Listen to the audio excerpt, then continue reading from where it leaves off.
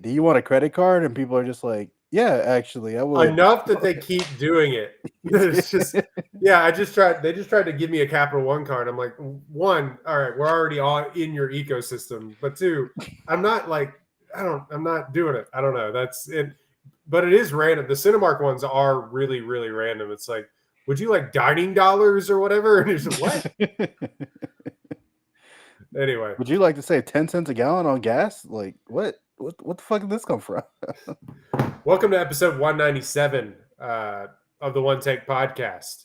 That's not usually how I do that intro. Welcome to the One Take Podcast, episode 197. This week we are talking summer blockbusters. We're talking F1 and Jurassic World Rebirth. Jurassic World Afterbirth? Jurassic World Rebirth.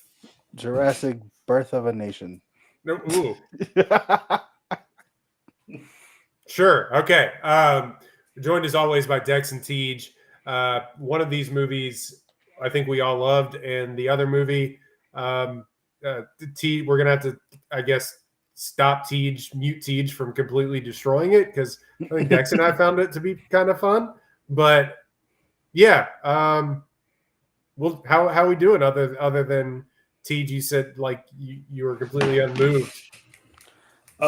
Jurassic World gave him depression, is what he said. Yes, that movie made me question the state of cinema. But I watched Superman last night, so everything is good. Things are good. Superman is good. I'm extremely excited for our next week's episode about Superman, but not now. Next week. Yeah, that will be coming out next week. Give some people a opportunity, people meaning me, to see it. Well, no one's really seen it yet except for me and Dex. But yeah, I'm with the pores over here. Yeah. Mm-hmm. Good God, y'all just seeing all these movies. You saw F1 at this point, Dex. You saw F1 13 weeks ago. Yeah, dude, it's been a minute actually. Now that I'm thinking about it, early. I remember everything that happened in that movie because that shit ruled. I'm surprised because this movie is long. Holy crap! Is this movie a long movie? Yeah. F1, the movie, because they couldn't just call it F1 because of whatever brand synergy. SEO. Yeah.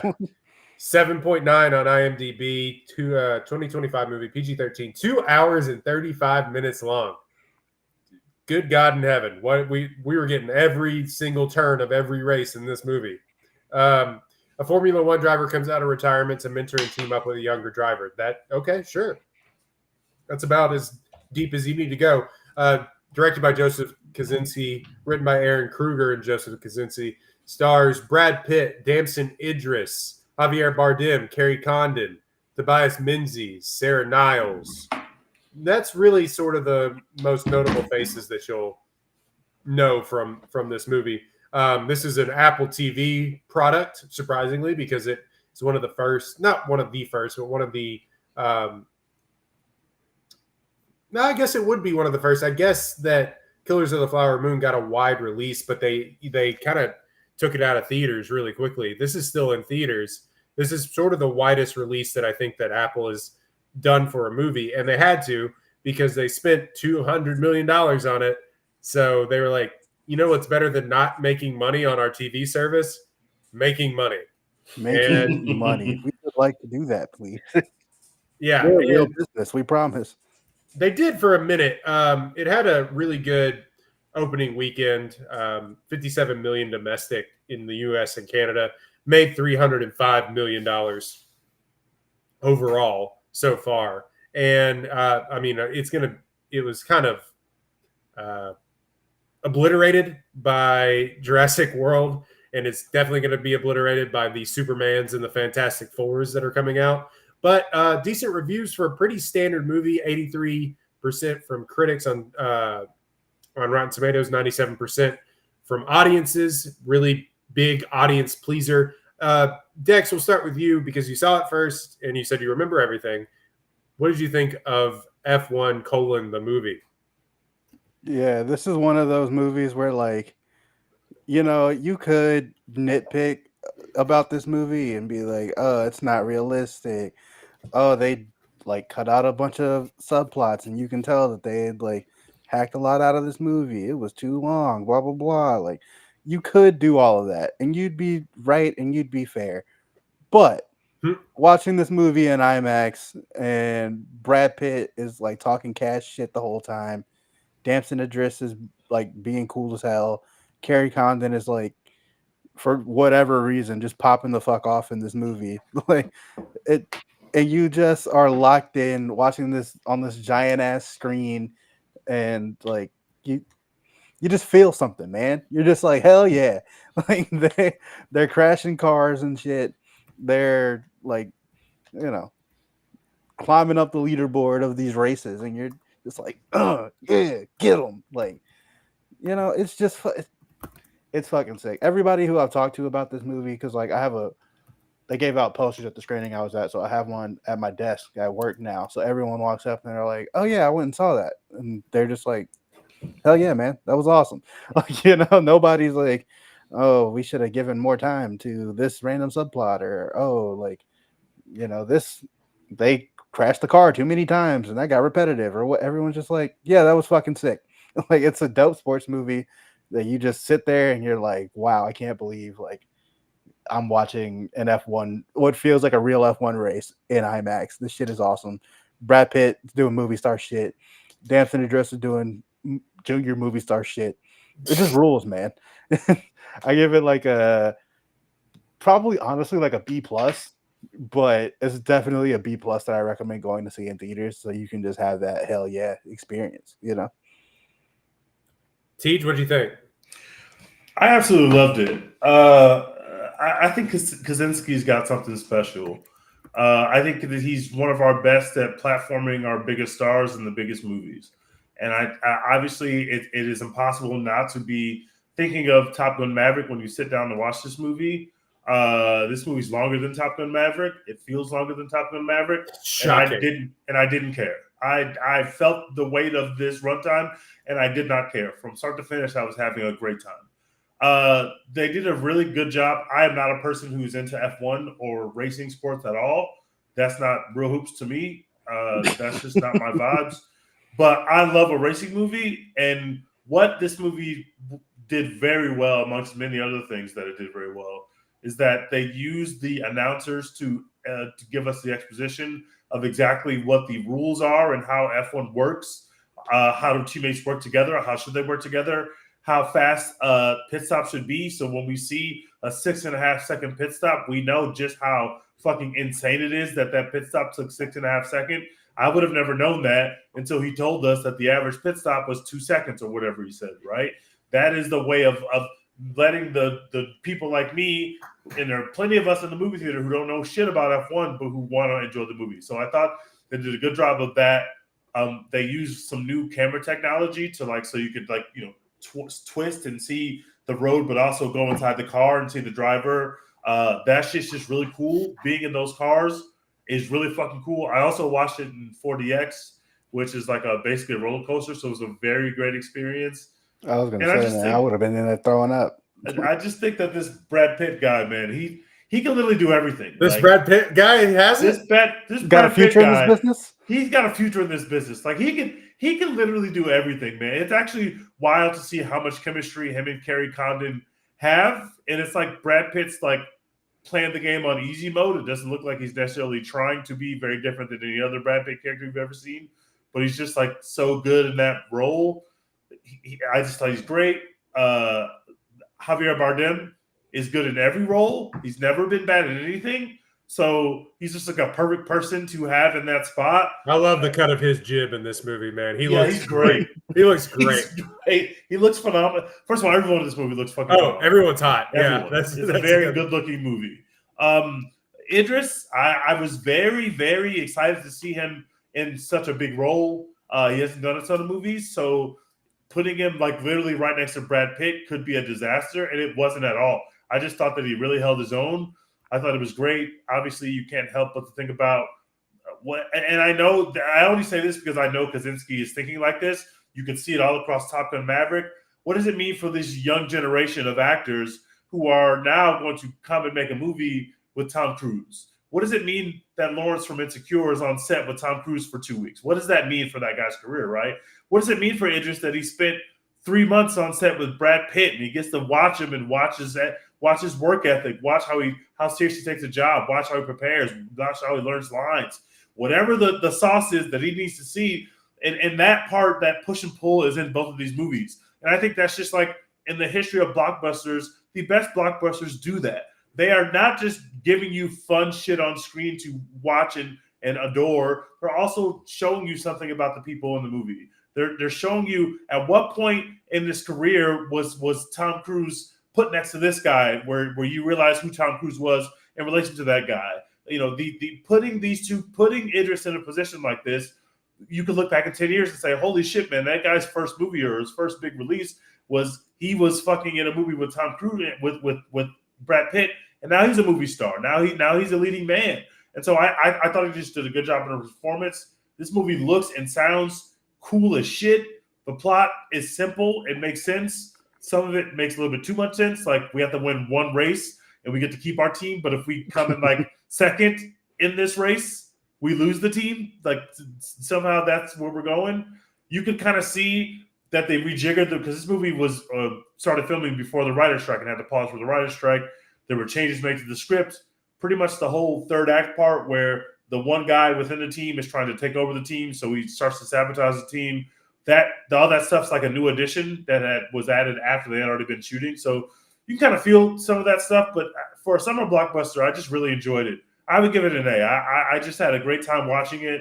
I was thrilled the entire time. And the way they set up the movie, it's like so much of it is like a typical tropes that you see in blockbusters, but I just thought it's really well done. Their first race together, obviously they're at odds. They have no chemistry whatsoever. They barely had a conversation.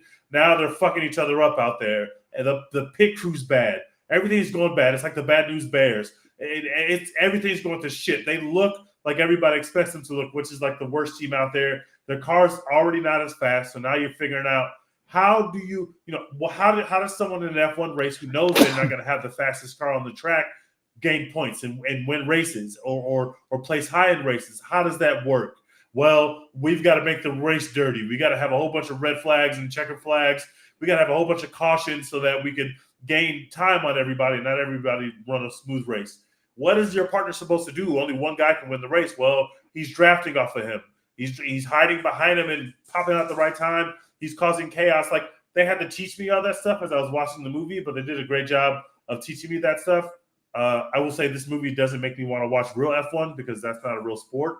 I drive my car every day, so I don't want to drive my car. But in terms of some thrills at the box office, Teach says I'm in LA traffic. I'm in LA traffic all the time. I know how to do some tricks too. So as a summer blockbuster, hell yeah, brother! I'm glad I watched it.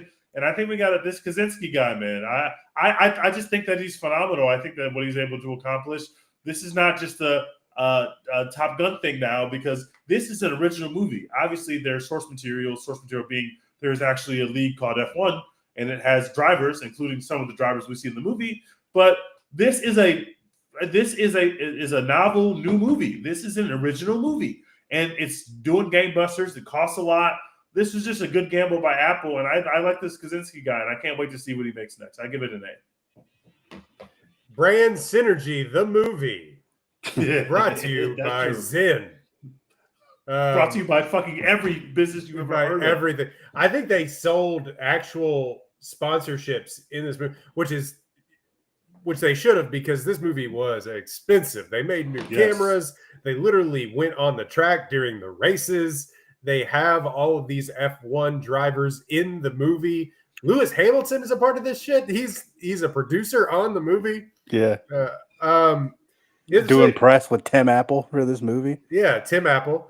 And no, I think as a sports movie, racing movie, I think that it holds up to, many of its predecessors. I think a couple of weeks ago I talked about Rush, which I think is, to me, a better movie than this, due to plot structure and the dramatic nature of it, and the entire the entirety of the movie, not just the racing, is, I think, better, if on par, if not better than what F1 brings to the table. But what F1 does bring to the table is me being so locked in when they have the overhead shot looking through the window that I couldn't breathe.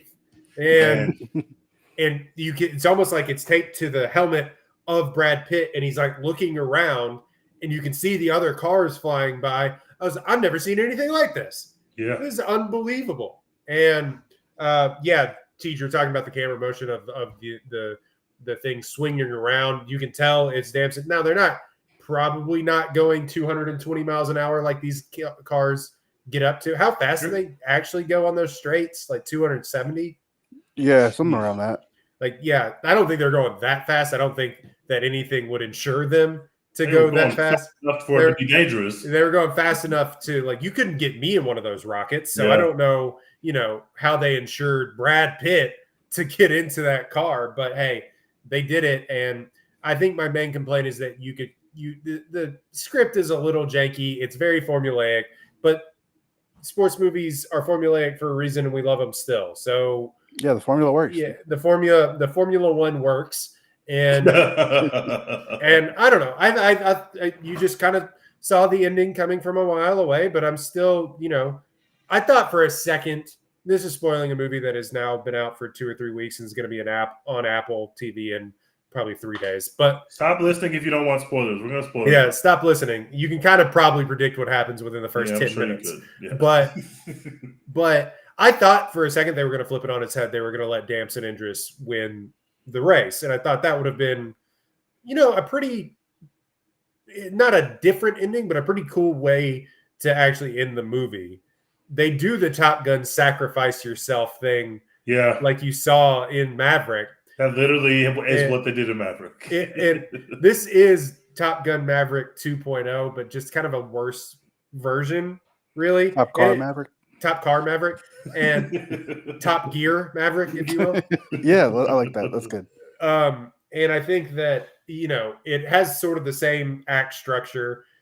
Old hand, hired gun comes in, has to teach the young guns to do their thing. And then he gets his get back at the very end of the movie because he's the only one that can do it. Tale as old as time for one, sports movies, but two, this kind of boomer sentimentality that we're seeing at the movies, that they're the generation that can still do it, sort of thing. Yeah. But when you have Tom Cruise and Brad Pitt, it works. I don't know what to tell you. My main complaint with this is that I don't think Brad Pitt was trying very hard when he had to actually act. He was just being Brad Pitt, which mostly works. He gets 1 or 2 moments to really be Academy Award winner Brad Pitt when he's like kind of talking to Kerry Condon about his wreck, and he really dials in, the fastball on that one. But most of the other stuff, he's kind of just flicking cards around the room, like the interactions between him and Damson. Okay, sure. I thought Damson was pretty good, given what he was able to work with. It's hotshot guy that then gets supplanted by said old fart, and he has to learn his ways. And it wasn't his fault that I wrecked, and so on and so forth, which I thought was a little contrived. That was very contrived. Like, yeah.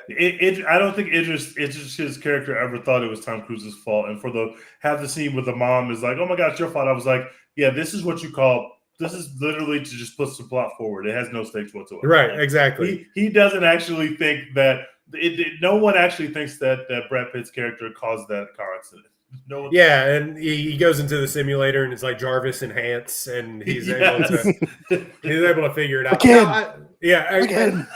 I thought it was pretty cool. I mean, it looks dangerous to drive these rocket ships that they choose to pay these guys millions of dollars to do so. At a certain point, I get why they were doing the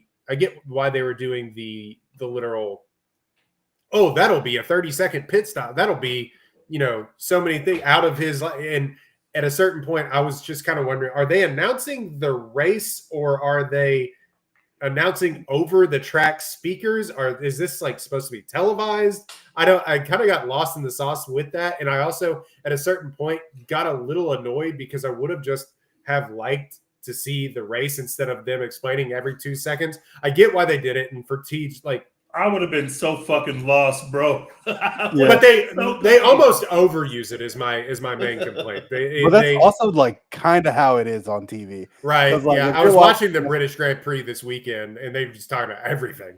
Yeah, if you're watching if you're watching an F1 race for the first time, like they will let you know what you need to know. Yeah.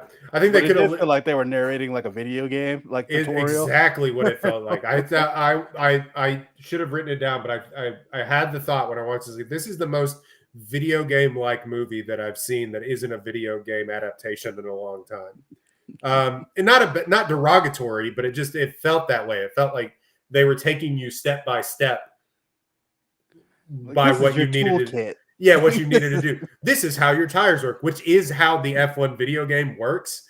And it's a fun video game, but it's exactly I learned so how much it about works. tires in this film. But Hard tires, soft tires. Hard and soft tires. I didn't know none of that shit. I learned so much. Also, and Press yeah, the down arrow to open your mini map. Yeah. You have DRS now. You know, I thought all in all, I give it a B plus. I thought all in all, it was a lot of fun. And I mean, I forget where it was. It might have been the first F1 race, where they come out, and it felt, it genuinely felt. I keep using this term, but you were in a rocket ship taking off, and just the sound in this movie is unbelievable.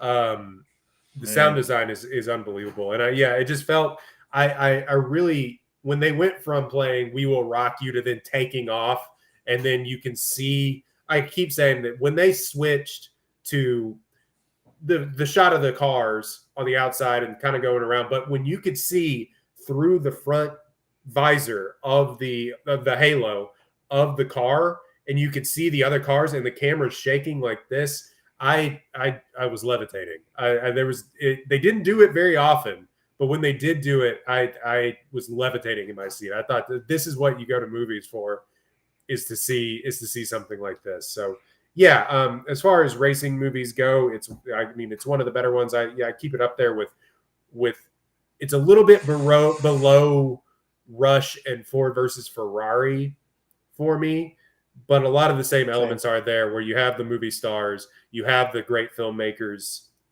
attached to it, sort of the work Kaczynski, this workman-like filmmaker, kind of like Ron Howard. Well, that's disingenuous for Ron Howard, but to me, because he's won Academy Awards, but he is sort of this workman-like figure. And James Mangold for Ford versus Ferrari. There's a lot of similarities with these films, but I think the story of those movies, and just the fact that you have Matt Damon, and also a boomer story. Yeah, exactly. Yeah. But the fact that you have Matt Damon and Christian Bale going toe to toe in that, and not for nothing, Damson Idris isn't one of those guys yet. But yeah, I thought it was really good, if not contrived. B+ for me. Great cinema. Javier Bardem just wearing. I need his tailor. Whatever his tailor was, he looked awesome. Also, Brad Pitt. Go another button down if you have to. So good, man. Man, his shirts were so wide open. It was unbelievable. Yeah, and like mine would be too. You know what I'm saying? He won an Oscar that way. Yeah, I mean, he looks great. He's in his 60s. Like that's unbelievable. But they do the thing where they do the old guy movie star walking down the track, not once, twice. Yeah, walking down, like they do a lot of things twice. Like them being like having the catastrophic crash scene. It's like, all right, we didn't need two of those. You know what I'm saying? Like, they literally did two, and it's like, all right, I guess we're doing this. The one where they threw in the hospital. Now Brad Pitt's in the hospital. What are we gonna do? That shit looked dangerous and awesome. Because they really did that shit, man. That could not have been a fun day on set for whoever those star performers were, man. Holy shit! Double my paycheck. You're gonna make me do what? That dude was really on fire, out of a bro. car. Yeah. That's cool. I also thought it was just cool as shit when the way you enter the movie, like Brad Pitt's going through his routine, but he like wakes up in the middle of the night because he's going to drive at night at NASCAR. I guess you drive for 24 hours as your team in NASCAR. It's not something I ever knew was a thing. It's like a 24 hours of Le Mans or whatever, but for Daytona, which I've never knew that was a thing. But that's fucking cool as shit to just have like him wake up in the middle of his trailer, do his routine, put his card in his pocket, and he's just gonna go drive this NASCAR. I thought that was like a very cool way to open the movie. But and also the way that scene is shot, that opening scene is very different than the way that the F1 scenes are shot. I'm sure that's for some level of realism. I just thought that Kaczynski, he's like an engineer, and I thought he just really considered how to make these movies. If you can put cameras onto fucking literal fighter jets and have the actual actors go up in fighter jets and get footage from that has to give you a lot of confidence to make a movie like F1, where it's basically the same concept. You need to get these cameras onto these cars and put these real actors in these cars and make these cars actually go very fast. And he did that very well, and he's the best at that. He has now shown that he's able to do that. It's a very specific type of filmmaking, and he excels at it. And I love that he stayed in his lane. I had a great time with F1. I had a great time with it. It's so interesting where he is, because he was a guy that did, Oblivion and the Tron remake. And before that, his thing was the Gears of War teaser trailer, the Mad World teaser trailer. If you haven't seen it, it's one of the best video game trailers of all time. But this guy, has anybody had a bigger sort of like, not upgrade, I don't even know what to call it, but he has to be the biggest swinging, biggest swinging dick in any room now, because they're like, you can put cameras where? Hey, bro spent that time in the pandemic fucking locked in. He did nothing but better himself. There's people who your George R.R. Martins of the world who wasn't doing shit during the pandemic and it's never finishing those books. But Kaczynski, he was locked in. You know what I'm saying? He was like, "We gonna get some shit done. I'm making hits. Shit is happening. I'm changing my life." If George R.R. Martin had locked in for 3 months of the pandemic, those books would be finished by now. You couldn't make me do shit if I was George R. I'm rich. Well, that's true too. True. Yell at me all you want. I don't care. Fuck y'all's ending. Y'all saw the show. You got your ending. Leave me the fuck alone. But then y'all hated the ending I was gonna write. No man, my shit was gonna be real trash if y'all didn't like that. I didn't. Yeah. I wouldn't have done that ending per se. But I gotta say, this will come up in my what we've been watching later. But I fucking love movie star shit in a movie. And Kaczynski understands some movie star shit. He's not like, oh, I want Brad Pitt to disappear into this role. Absolutely not. I want you to be sitting there like, yeah, that's Brad Pitt, buddy. And I fucking love him. And I do. I love Brad Pitt. I don't even remember his character's name. Doesn't matter. It's Brad Pitt. Yeah. Sonny Hayes. Sure. A gambling junkie who lost his shot. Javier Bardem rolls in this movie. He doesn't do anything. He doesn't do anything, but he's just like, he's just there to be big concerned the entire time and sign checks. It's a great role if you can get it. The Madib. Yeah. Sonny Hayes, the Madib. The Lisa Al-Gaib. The Lisa Al-Gaib. Yeah. Always pleasant to remember that Damson Idris is British. Yeah, very. Yeah. He doesn't sound like a drug dealer from California. Who knew? Which really works in F1, obviously, because of the worldwide nature of this movie. We didn't even mention this movie is a fucking romp. They literally are going all around the world. They were actually going to these fucking races and these events and really putting these actors who don't drive cars onto these tracks. That's just so fucking cool to me, bro. Your new cell phone paid for a one-way excursion to the Maldives or wherever they were. It really is crazy seeing this movie finally come out, because for the last couple of years, at the beginning of some of the F1 races, they'd be like, "Oh yeah, and Brad Pitt's down here filming a movie." And it's like, wait, what? Yeah, I mean, and there's a couple of if you know sort of thing. Of course, they show all the drivers, some of which may not even be racing anymore, I guess. They show Lewis a couple times in this movie. Well, yeah, I don't know. When I saw produced by Lewis Hamilton, I was like, he hadn't won a championship in 10 years.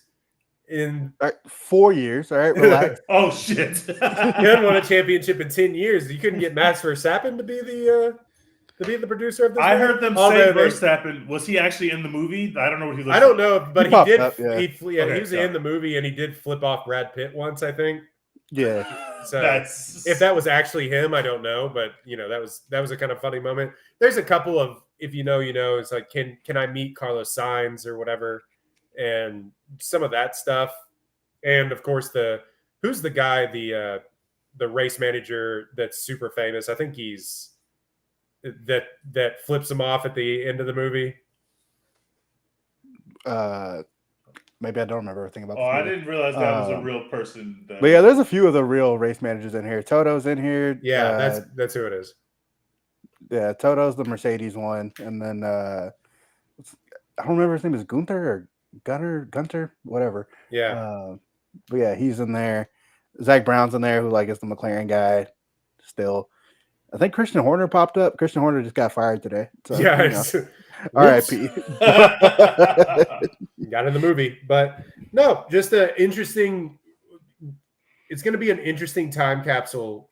One of whatever technology changes for F1, just like Rush did too. If you watch this movie and you watch Rush, you wouldn't think they're even playing the same. They're even doing the same sport. It's so technology forward. They have rocket scientists in there doing stuff with these cars. It's crazy. The amount of technology just like Carrie Condon, I need you to lock in, and she's like, okay, like, and then she just does. So I really couldn't tell. I don't know. I understand there's some level of engineering that's really important to F1 and to racing sports generally. Like someone's got to actually put the car together and make the car go as fast as possible. Every little change could cost milliseconds. That could be the difference between victory and losing. I understand that on some level, but I could not tell. You only spend a certain amount of money, Dex? Isn't there like a cap? Yeah, there's a cap, and there's like certain restrictions on like what you can do to the car, like kind of like they mentioned, like they had like a your floorboards aren't like up to code or what, like there's like some stuff like that goes into it in real life, but it's what were you gonna say? How much of that stuff makes it to the audience is like questionable. I love the synergy between that aspect of it, which obviously Kaczynski has some aberration for, because there's a lot of that, especially through the Condon character, a lot of that like engineering really matters part of the movie. But also, obviously, our director is quite literally an engineer who's done aerospace engineering. So, like, you could tell this is the part of the movie that he's putting the most direct part of himself into. And I just thought that shit was cool. Like, I just think that Kaczynski knows what he's good at, and he knows how to put movie stars in positions that they are good at. And I just think that the sky's the limit for this guy, because there's nobody that's rivaling him in his lane. It doesn't mean he's not Nolan, right? Like Nolan is in his lane, and you're not going to see Kaczynski try to make a Nolan movie about time. And you're not going to see Nolan, other than using the biggest possible IMAX cameras that he can find, you're not going to see Nolan try to figure out how to put the biggest possible IMAX camera he could find into like a real ship and try to like make it go fast. Like that's not what Nolan's trying to do. And that technical nature of what Kaczynski brings to the table is singular. And I think that makes him so alone in his own lane. I just cannot wait to see what that manifests going forward. I really like this Kaczynski guy. Yeah, my hot take of the movie, like I said, some of the line delivery and stuff is contrived and also not great at times, and some of the script writing isn't the best. I would say that if Christopher, I think I put in my review on Letterboxd, if Christopher McQuarrie took a pass at this script, kind of like they did for Top Gun, then I think it may have bumped it up a couple of points. That's just my hot take. Is that true or not? I don't know, but yeah, I think that's kind of my hot take about the movie. Yeah, I'm like proud of what they did making a F1 movie, because like watching actual F1, especially right now, it's kind of like there's people who are good and there's the people who are bad, and like there's really nothing you can do about it mid-season. Yeah. So like trying to make like an interesting sports movie plot out of F1 when it's mostly like, two people win. Yeah, it's like, okay, is Oscar going to win today from McLaren, or is Lando going to win today from McLaren, or whatever? Yeah. Like, it's really not as like back and forth, obviously, as this shit is, and like you're not going to come out of nowhere and like. Yeah, and the amount of the passing back markers are not going to win a race.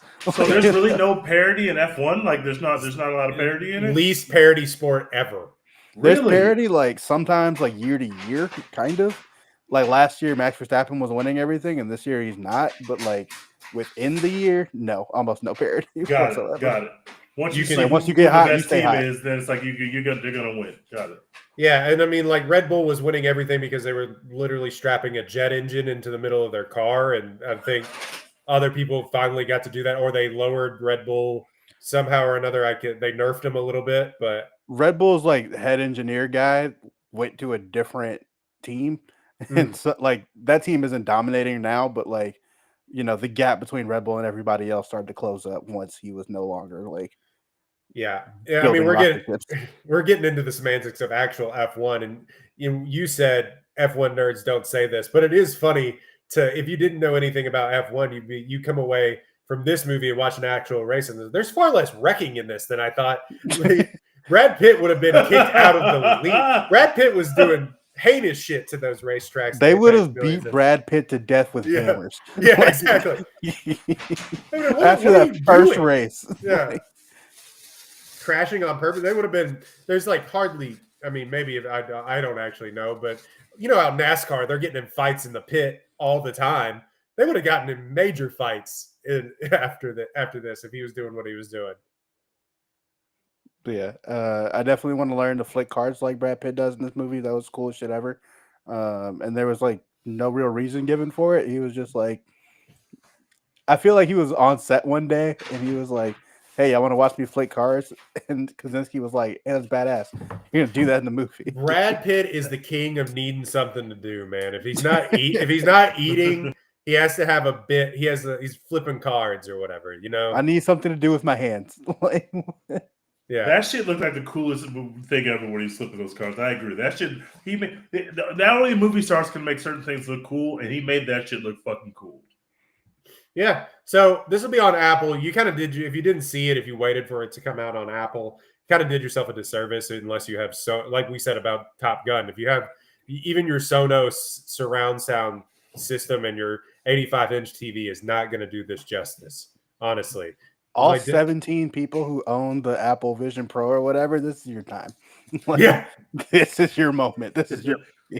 We should also mention the haptic feedback trailer. Maybe we already mentioned it on the pod, but they put out a no, I don't think trailer. They put out a haptic trailer where like you put your iPhone up and there's like shaking in response to what you're seeing on screen, and that shit was just cool as hell.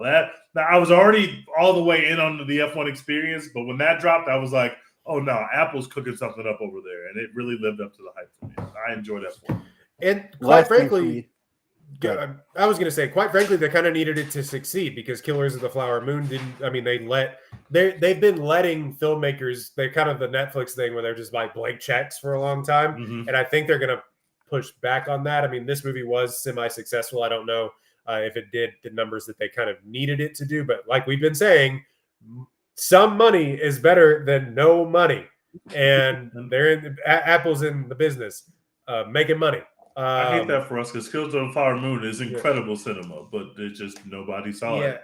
But their movie products, name besides Killers of the Flower Moon, and of course they won the Oscar. So maybe I'm just talking out of my ass, but I just think name one super memorable Apple Plus TV movie or Apple Plus movie besides Killers of the Flower Moon and Coda, and they've been constantly putting them out.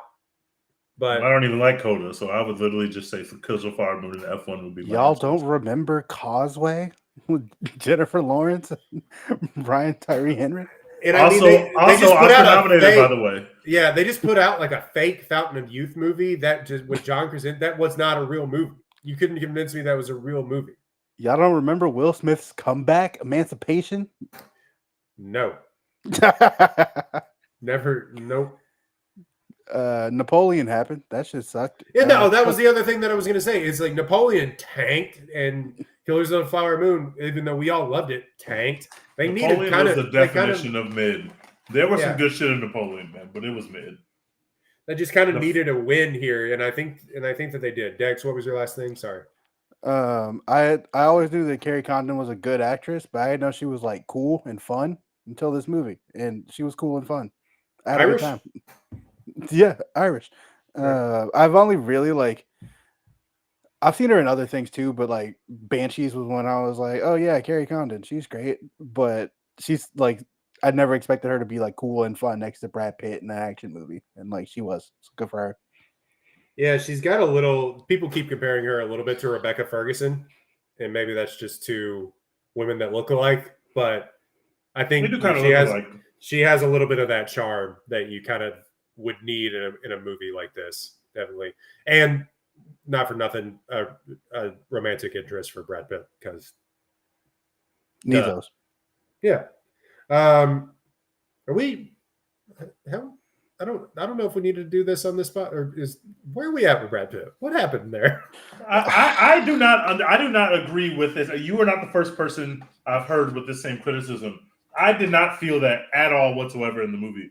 Not in the movie. No, I'm not saying. No, I'm talking about real life. Like, are we? Did he just skate? Are we good? I don't know. No, I have no comments because it seems like he beat it. It's over. He already beat it. Yeah, I don't think anybody cares. I'm just like that news came out and we were all just kind of. That shit went away. He skated on that shit. He paid whoever he was supposed to pay, and that shit went away, bro. And it's fucking crazy because, like, bro, that's Angelina Jolie. Like, you know what I'm saying? It's not like somebody. Not that it should matter who it is, but in terms of how much people care about the story, it definitely matters who it is, and that shit just went away. Yeah. Anyway, shit just went away. That being said, cool to see Brad Pitt on the screen. Yeah, I don't know. I thought he was fine in this movie. He cared way more about the racing than he did the acting. I'll say that. That makes sense. I think that makes perfect sense. And so did Kaczynski, by the way. Sound like he a pussy. He not trying to jump in planes with Tom Cruise and shit. Which like, dude, Tom Cruise showed up to that in the bad body language police on this. He did not want that motherfucker there at his premiere. I'm the bad body language doctor, like Bill Simmons. I'm sitting there going like, yeah. Hey man, come jump out these planes. Be a real actor. All right, what are we talking about? Be a real actor.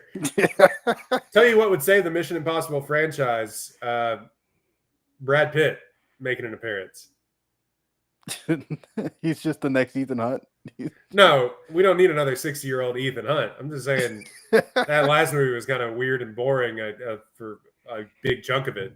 If Brad Pitt agreed today to be in the next Mission Impossible movie, they'd reboot that shit tomorrow. They'd be right back on set jumping off of some shit tomorrow. They can't. You gotta get him to agree to jump off shit. But it looks like just give it to Glenn Powell. That Running Man trailer looked like fire. I'm there. I'm in. Yeah, I'm in. Also, bro, how many fucking Stephen King books are there? Like, Jesus Christ. A lot. He did a lot of cocaine. He is nothing like George R. Martin. He got that dog in him, bro. Putting numbers up, man. Dude, he's never had a book. I think he wrote that one under a pseudonym, maybe, but like he's never had an idea that didn't put pen to paper. Bro, he's getting them out there. I don't remember which movie it was for, but like I was watching whatever trailers, and it was like the Running Man trailer showed, and then that like Long Walk trailer showed, or what? It's like, bro, like Stephen King, relax. He probably is relaxed now.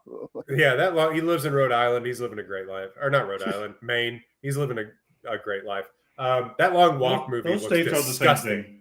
Those states are the same thing. Maine and Rhode Island are the same state. Sure. Yeah, facts. Yeah. That might as well be like Houston and Dallas. He wrote The Shawshank Redemption, something that people forget, The Green Mile. Jesus. Yeah. So you want to talk about A Perfectly Fine movie? I guess we're going to do that. T just shaking his head. Come on, we got to talk about it. We all saw it. Not perfectly fine. That's not true. I really want to hear why you hate this movie so much. I mean, Jurassic World Rebirth, PG-13, 6.3 on IMDb. 5 years post Jurassic World Dominion, a god awful movie. That movie stinks. That shit's poop from a butt. Shitty doo-doo caca. That thing is awful. An expedition braves isolated equatorial regions to extract DNA from 3 massive prehistoric creatures for a groundbreaking medical breakthrough. Directed by Gareth Edwards. written by David Koepp. He wrote the first 2 Jurassic Park movies, I'm pretty sure. Stars Scarlett Johansson, Mahershala Ali, in his like first role in forever. Jonathan Bailey, Rupert Friend, and Manuel Garcia Rolfo. You've seen Rolfo. You've seen him in some stuff. Magnificent Seven, I believe, would what you would probably know for. That's your seen him in stuff movie? Is Magnificent Stuff? That was a big movie. Was it? Yeah. Okay. The Lincoln Lawyer on Netflix. I'm just saying, bro. Like, if you were to tell me, oh, you've seen this guy in some stuff, Widows. like 2008, I fucking love Widows. 2016's Magnificent Seven, I'd be like, oh, okay. It was a Denzel Washington movie. You watched that movie. $162 million at the box office. Yeah. That's a windfall for something. I'm not backing down on this thing. People have seen him in Magnificent Jurassic World made that in 2 days. Yeah, because it's Jurassic World. What are we talking about? It's not a big movie. It is a big movie. The Jurassic World has made so much fucking money. It has made so much money. So yeah, Ed Skrein's also in this movie. He was in Deadpool. I think people would know him from a big movie. It's That is a big movie. Yeah. It is it's y'all's fault that they make these movies so shitty because everybody's gonna go see them anyway. The amount of money they're making Our is fault. ridiculous. It's y'all's fault. This Our film fault. fucking stinks, bros. Let's Is be this where serious we for a say second. that you were illegally watching this shit? I bootleg this movie because I refuse to fund them until That's they make why you something didn't like worth it. You watching. didn't feel anything in the theater. This shit fucking stinks, bros. Okay, I understand the last movie was disgustingly bad. I agree. Bad. I shit on that movie. It's bad. This movie is worse, and I'm gonna tell you why. No. This movie is worse. I'm gonna tell you why. There's a sequence in the last movie where they're on the ice and there's a dinosaur out there, and it is fucking cool. And for that 3 minutes, I can legitimately say, man, I'm having a good time for this 3 minutes. And then nothing happened. There is no 3 minutes of this movie that made me feel anything at all except for utter boredom. You were scrolling Twitter while watching this. What are you talking about? For the first 45 minutes of this movie, my phone wasn't even in the same room as me. I almost fell asleep about 7 times. Then we get to this movie is shockingly nonviolent. There is actually no violence in this film. That is true. Most of the people in this film survive, and the people that do die, a lot of them die off screen or they die bloodlessly. Like they just disappear. Oh, they're just under the water now. They're gone. Like I know this is a PG-13 movie. It's only PG-13 because there are some dinosaurs in it that are trying to kill people, but it's actually a PG movie. Like this is a shockingly non-violent movie. The interactions between Mahershala and Scarlett Johansson, they probably have 3 conversations. They mean nothing. That's 2 of the hottest people to ever exist. We should feel something when they're on screen together. I felt literally nothing.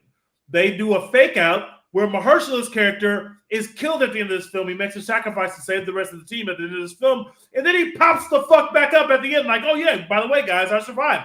Everybody fucking survived this movie. This movie stinks. It wasn't funny. It doesn't look great. The CGI is mid. The dinosaurs don't look that cool. You watched this off of somebody's camera phone. And let me just say, there is no scene where the CGI doesn't dinosaurs look good. Somebody's shaky hands or holding the phone. What are you talking about? The best parts of the previous Jurassic Park movies are more parts where the dinosaurs also fight each other.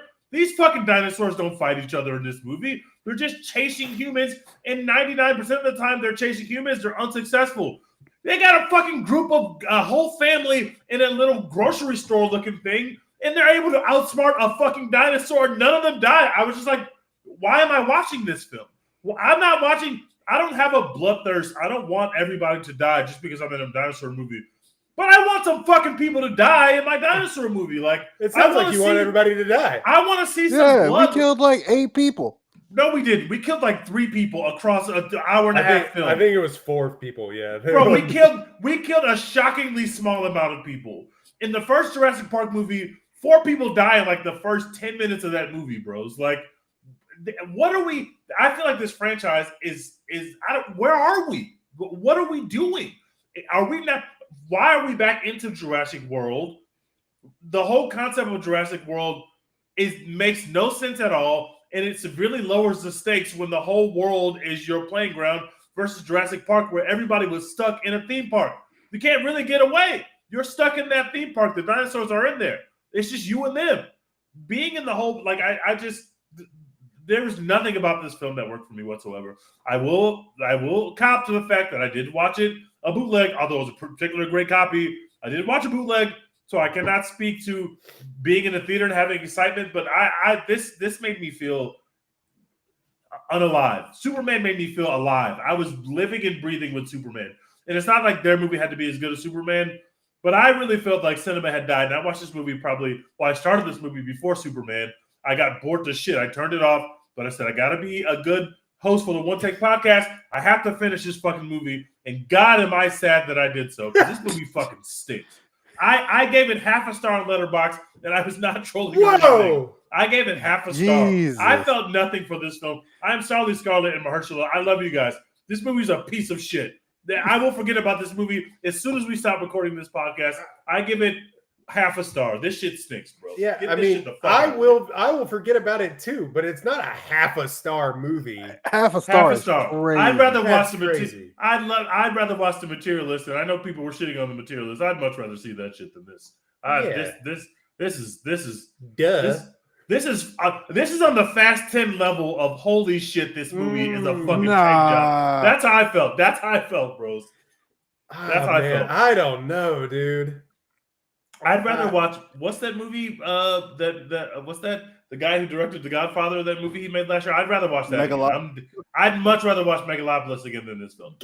I'm serious. I'm serious. I'm Wonder not Woman trolling. 84. I'm not. Oh God. Okay, that's the tough one. Wait, I've actually never seen Wonder Woman 84. I only saw the first one. I was like, I don't like this, and I didn't watch the second one. Would I rather watch Wonder Woman 84? One of my least. I'm going to pick favorite Wonder movies Woman I've ever 84 done just on the because I've never seen it. Only because I've never seen it, I'm going to pick that because I'd rather watch that than watch this. One of the worst movies we've ever reviewed on this podcast. It's awful, man. God awful. It ain't that though. Brave New World? Huh? Tease? Oh God, that is a good question. I would honestly rather watch Brave New World again than watch this film. I'm dead serious. Crazy. I'm not trolling. I'm not trolling. I swear to God, I'm not trolling. I really That's feel that way. Wild, man. Harrison Ford shows up in Brave New World. He's mailing it in, but at least he's there. And Scarlett Johansson and Mahershala Ali are in this. I mean, look, Scarlett Johansson and Mahershala Ali look fucking smoking hot gorgeous in this film. That's the only compliment I can give this film. Scarlett Johansson is so sexy, but it gives me nothing. Also, I don't quite know what she brought to the table in terms of like her character's job, her character's expertise. What was she good at? She like hit one shot that was like a great shot, but what else did she do that made her like, oh, this is why they brought her here? Missed, by the way, which after she missed first, like I was like, okay, so what is actually the special talents that Scarlett Johansson has that they're going to pay her $10 million to come do this job? She just felt like another person on the journey. She didn't feel any better or any. She's supposed to have a moment like in Ballerina. Ballerina showed I might be getting my ass whooped by John Wick, but otherwise I'm him. I'm her, bro. I'm cooking in here. I never had that moment with her character in this film. She also didn't bring guns. What kind of mercenary doesn't have guns? You're going to fight dinosaurs. Yeah. Instead of people being mad that Superman is an alien, which has quite literally always been the case, by the way, they should be mad that this movie is the most anti-Second Amendment movie of all time. There are no guns in this movie. There are dinosaurs everywhere, and y'all don't have no kind of fucking guns, bro. That doesn't make any sense. One gun that a guy finds by accident. Pulled up to giant dinosaur island with just a pistol. With a pistol, bro. When he pulled out that pistol, I said, bro, have you lost your fucking mind? That's a dinosaur, bro. Man, yeah, I would have a bazooka, especially for that last dinosaur thing that they encounter. It's going to sound like I don't like this movie when I talk about it, but just know you shouldn't like this movie. That it's fine. It's fine. It's not good and it's not bad, which is kind of a bad place to be for a once sought after film IP franchise. I guess the rest of the movies do mean once. One time. It's still sought after. Yeah, that shit made $1 bajillion again. They're going to keep doing this shit. Yeah, I mean, when the last one made $1 billion and it was a stinky doo doo fart, like I thought that it was, I thought we had kind of died a little bit. No, they made this one 3 years after that movie. They got it out there. Um, I it I you know I don't feel like I care about the corporations are bad thing. We know, and we knew back in 1995 when they made the first movie, or 93. When did the first movie come out? Doesn't matter. Whenever they made the first movie, and they're like, corporations don't have your best interests at heart. When Michael Crichton wrote that 40 years ago. Uh, yeah, I Dress Part 1993. So, look, I mean, it gives you a plot device to get back to the island instead of, doing whatever they were doing in the last movie, where the corporation was still around doing some fuckery. But, I think if this movie now, then no one would have died, because what they don't do in these movies is kill families and kids. They just have never done it. The kids are Which, literally like, superhumans. good. They're I would invincible. not like. Yeah, look, there's a movie in here that I think could have been, if it was just the family, or if it was just the Johansson crew, would have been a better movie. I kind of lean to the fact that if it was just the family who get shipwrecked and abandoned on this island and it's almost like a horror movie, then I feel like that is a better That's film. A way better movie. That's a film way better all in movie. all. And then you have an excuse but then you don't have, how do we set up that, that the dinosaurs are still only in this one place, and why would they be out there anyway? I mean, you can kind of do that now. Why are they sailing in waters that have dinosaurs in them? Wouldn't be me. To fix heart disease. They addressed that by having Mahershala be mad at the family for about 19 seconds. And they're like, all right, let's go on with the plot. Let's go.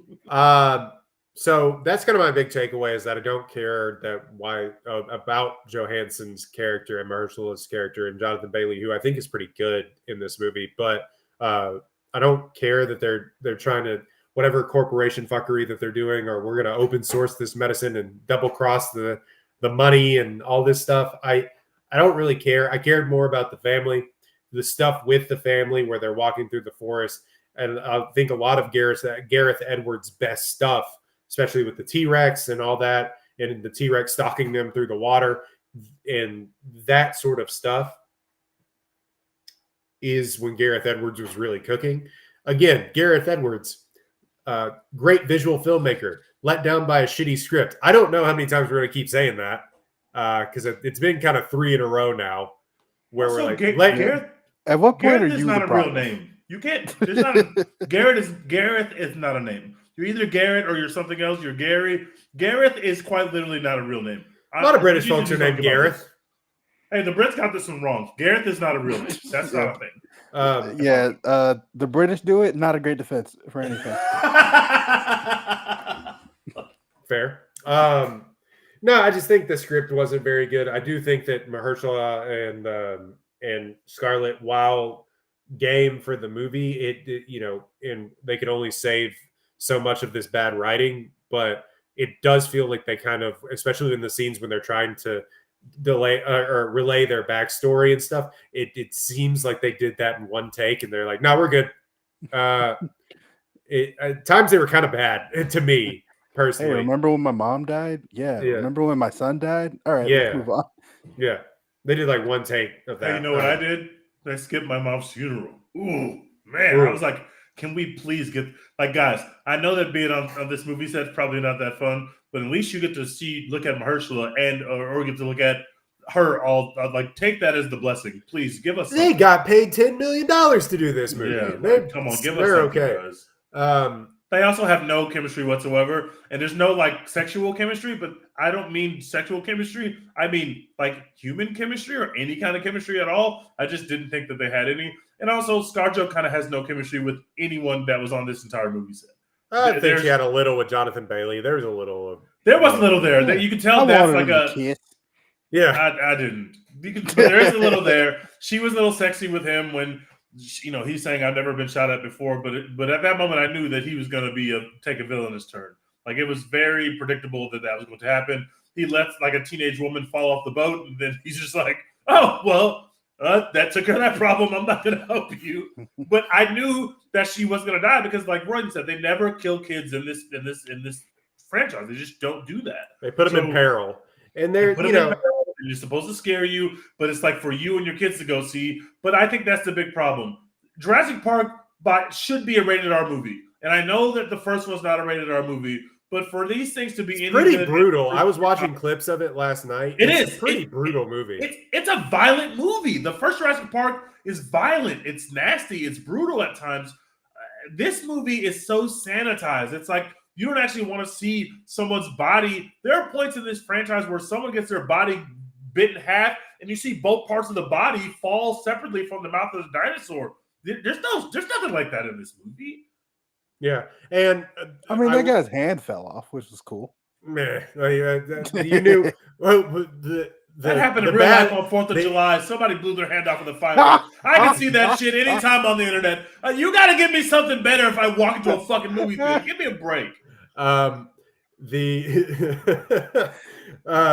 Yeah. So I personally thought it looked pretty good. But I was watching clips of the original Jurassic Park last night, and we got away from those animatronic plus CGI is the way to go. The all CGI thing kind of gets lost a little bit now because you can just fake. But the original T-Rex head coming out and looking into the car and all that stuff is crazy. That what Spielberg was able to do with that movie in the mix of CGI, and they basically invented it for that movie. But I don't know. I think Gareth Edwards does have some really cool visual style and can put actors into awesome action set pieces, and he does that really, really well. I just don't know if he knows how to direct people during dialogue at all. And that was kind of a big letdown of the movie. But I mostly came away having an okay time with it. I wish it would have been, the kid thing would have been a separate movie, or the family thing would have been a separate movie, or the mercenary thing would have been a separate movie. But it is what it is. I'm glad we're back on the island and not in Montana or wherever they were for the second or third movie, and dinosaurs are on in the mountains. I'm good with being back on the island. It is contrived to get them back there, but I don't know. I was fine. What really spoiled it for me was a woman was literally, I've never seen this before, watching Instagram reels with the sound on in the middle of the movie theater. Nah, dog. What? Swear to God. I'm sure she was bored to tears. I mean, I don't blame her for that. No, it was 15 minutes into the movie. I'm snitching. I don't care. She eventually put it down, but like she also had her ringtone on. Then somebody was coming, like her family or her friends were coming up to her and like talking to her over the edge of the seats, like, "Hey, can I get my phone?" and da da da da da. And they just were talking, having a conversation, like over the edge of this other seat, just talking to each other. But I looked over, and I'll send a text message during the movie, but it's like, boom, get it done. Put my phone up, put it on. Screen's like real dark. Yeah, exactly. I put the screen down real dark because I get embarrassed if that flash screen comes up in my, super bright face, just like boom. But she just straight up had our brightness all the way on and was watching Instagram reels. I had never seen anything like it. So that takes some points away from this movie. Deserves. Gareth, you deserve that. I hope you take that as a personal affront. You deserved it. Jesus. It's fine, man. I don't know but what grade you give it, Garrett or Royden? C+. I'm not it's not like I'm super high on the movie. I just think there's some cool stuff. Could have definitely been better. Was an improvement from the last heap of garbage that we got with Chris Pratt. But I think it's kind of below the first movie and the third movie for me, but sort of above most of the Jurassic Worlds, I think, and maybe even above the second movie, which I don't think is super great. I mean, there's a place in my heart for it because I saw it when I was 7, but I think those last two Jurassic World movies, Jurassic World, the reboot is fun, but those last two with Chris Pratt were on a front. I thought those things were god awful. The last one especially was like, Yeah, what are we doing, man? yeah. Like, We're crossbreeding people with she's a clone dinosaur thing, and I just thought I just thought that was stupid. Big Tim Apple was the bad guy. They brought all the cast back just for them to suck. Yeah. there's That was not such been a single shit good ass movie where Tim movie. Apple is the villain. Like, Facts. we keep Yeah. trying to do this, like, and Elon Musk is the villain of Superman, which like that works, that's fine. But Tim Apple, like, it's just not. He is a villain in real life, but like he's just not a compelling villain in a movie. We can't do that anymore. Yeah, at least this guy was like the representative of a pharmaceutical firm, but he's just the most one note bad guy. You're like, that guy's gonna die. And TJ, to a point, I do agree with you, and I'm going long on this, mid tier movie. But to a point, I do agree with you. They literally don't kill anybody except for the tertiary characters in this movie. That's crazy. If you know their name, they're not dying. Yeah, especially the fake out with Mahershala at the very end. I thought that was cheap and bad. I actively like leaned over to Kayla. That Boo. was so I said fucking boo. nasty, Like bro. like I don't want to see Yeah. Mahershala die, but come on. Like, Y'all know how I feel about a fake death in a movie or TV show. I was disgusted when that I shit immediately happened. told her I was like, he's not dead. And it's not like they waited very long. It was 2 minutes later. Literally like 3 minutes later, it was like, "Oh yeah, I'm good, guys." And it wasn't even like they like cut to him and he's like struggling to survive on this beach or something the next morning. They're like, oh no, we're getting him in the boat right now. Yeah, he's like in the boat with us. We're good. But I thought it looked cool. I mean, him running away with the red flare and that crazy looking monster. Somebody said in our Twitter mentions it looked like the alien that comes out of the chest in Alien. A little bit. Did.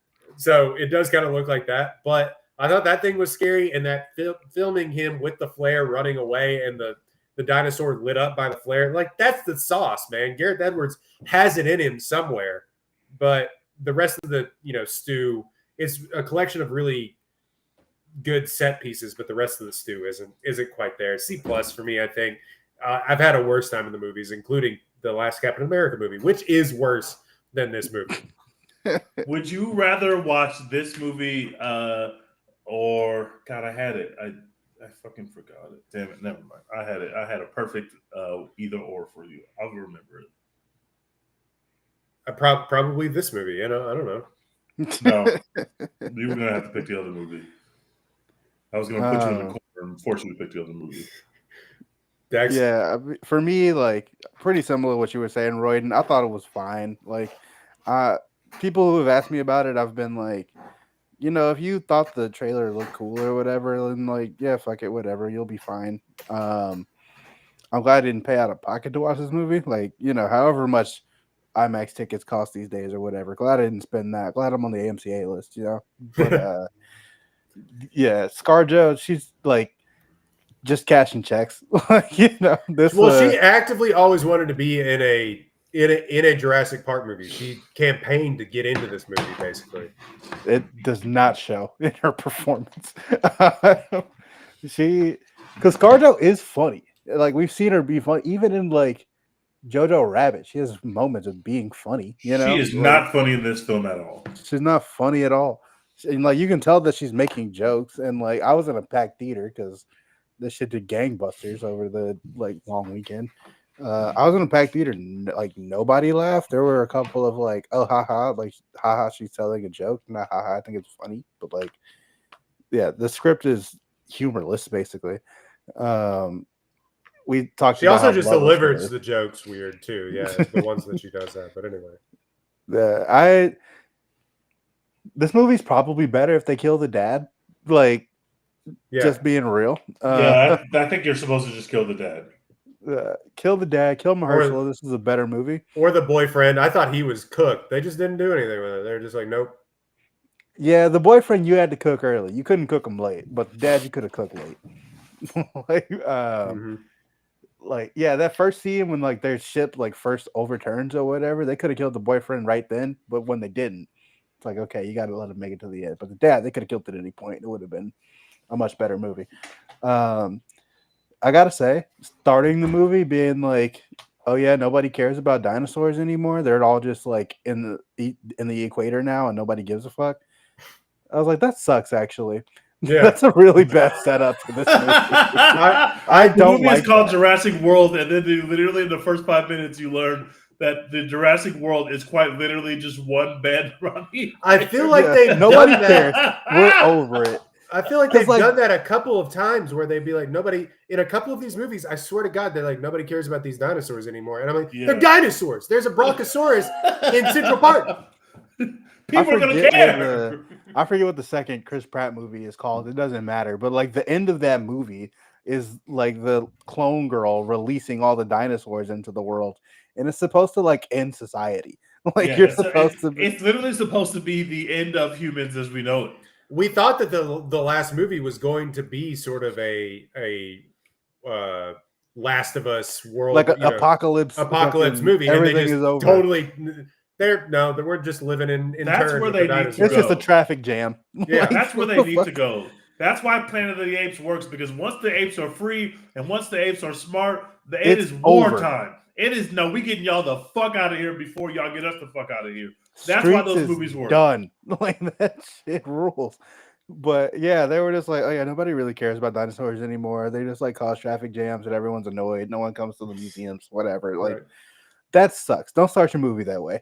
Like don't fucking do There's, that. I was actively thinking that. Thank you for saying that, Dex, because I was like, they're dinosaurs. What are you talking about? But I will say, like, to like that point though, it is kind of hard to be like awed by dinosaurs on screen anymore, especially when they're CGI and like clearly fake. Like, Yeah. seeing a giant T-Rex on screen in 1993 or whatever, like that shit was like groundbreaking, and no one ever thought it would feel like that. But y'all have made like 25 of these movies, man. Like, just That's why making they the tried to do the genetic mutation shit to like invent aliens, basically. That they now it's couldn't- got a weird head. Like, Yeah. okay, man. Like, like it's not. I think we're done, man. We didn't have to have a rebirth. We can just end Jurassic World. This can be over. I don't know where there's like not a direct sequel core or path for this. Anyway, continue, Dex. I'm sorry. Yeah, we can just end this franchise, at least for now. Y'all can bring it back in like 20 years or something. We can start back up after. I'm a little interested about, because I was thinking the same thing after we all walked out of the last movie. I'm sure y'all were thinking like me. We really got to take a break. At least we got to take a break. Like let's take a break. Let's wait 5 to 7 years. So to see it pop back up in 3 years, one just tells you how much money these movies make. They literally feel like they can't. Like, even though because people were shitting on that movie, it made a lot of money, but people were like, "We hate this." Like, it was everybody hated this film, and so to get that kind of backlash on a movie, usually that means you take a break from the franchise. Look at the Rise of Skywalker. We haven't got a Star Wars movie since that shit happened. That's how negative the fan reaction was to that film. Not saying this movie is as bad as the Rise of Skywalker. I would watch this again before I watched the Rise of Skywalker, by the way. Yeah, but. The Rise of Skywalker actively pissed me off. I was in the theater legitimately angry watching that film. As someone who will probably never watch either of these movies again, I think I would pick Rise of Skywalker over. Oh, it's so bad, man. It's so bad. They legitimately were like, let's kill Chewbacca. That's what we're writing into the script of this movie. In the worst fucking Star Wars movie you've ever seen, let's kill Chewbacca. Fuck them for ever making that film. But anyway, it's weird to see it pop back up in 3 years, but it's like, as where we are, bro. These movies make so much money, they're just going to keep making them, and they don't have any fresh ideas. There's no fresh idea in this movie about the way we set the plot up. It's the same. It's literally the same. There's an evil company. There's a band of outlaws that are really just scientists and nerds that know something about dinosaurs. But at least we had Chris Pratt, who was like, I'm the dinosaur whisperer. I can talk to dinosaurs. I can make them see what to do. He has a superpower. Even though that shit was like trash to see him do on screen, like we understand he has a superpower. What does Scarlett Johansson do? What can she do? Can she put her hand up and talk to the dinosaurs too, like Chris Pratt, or does she not have that DLC yet? Like, what are we doing with these movies? Yeah, nah, she ain't done that yet. You know what this movie feels like? This feels like, you know how in open world games, so those side missions where it's like, oh, in this part of the map, you have to collect 7 gold stars to like unlock this challenge. It's like we have to collect 3 samples to unlock this part of the map, and then you can see all the challenges on this mini map. One's Like, in the water, one's in the air, one's terrestrial. It's like, come on, bro. It's like a Far Cry video game. Yeah. this shit sucks. Actually, like everything about this is just so formulaic and stupid and bad. But then you watch it and you're like, oh, there's a big ass like fish dinosaur that's about to eat them. That's cool. And then, like, I'm telling you. oh, they're fighting a fucking, I forget what they call it, the flying one, but like they're in its cage and they have, or its nest, and they have to try and escape this nest. They're about to fall off a cliff. That's cool. Like, you know, all the set pieces are good. They probably should have just killed some people in some of those set pieces. People whose like names that we had heard before. But because of the set pieces, I can't give this movie lower than like a C minus. Like it was like the stuff with the T-Rex and the raft is unbelievable. I thought that all that stuff was really, really good. and I know that this child has plot armor. I know that, but I was still like, oh my god. When the teeth are coming through the top of the thing, I was like, that's cool, man. Really, really cool. Like every single time like a dinosaur shows up, there's a set piece, and I'm like, I have to know what happens next. I have to sit here locked in. And I like her little pet. That was cute. I love that. We should give more kids pets in the movie. The Babu Frick or whatever from Chris in the comments says it was a good movie. I could not. You are the problem, Chris. You are the problem. This is why they're going to make one of these movies every 3 years, whether we like it or not. This is what's happening. Y'all going to keep fucking seeing these movies. I'm about to stop watching these movies. No, you're not. Yes, I am. Yes, I really am. I feel the same way I feel about Planet of the Apes, except for Planet of the Apes has given us pretty much every movie has been good, except for the last one that people like, and I legitimately hate it. I literally hated it. But they have only given me one slap in the face. Jurassic Park franchise has slapped me in the face way more times than they've actually given me something. The last Planet of the Apes movie was mad decent. I thought the last one. I thought it was good. People liked it. I know I am on the island there. I legitimately hated it. But they've only given me one movie that I don't like. I like all the other movies in the franchise.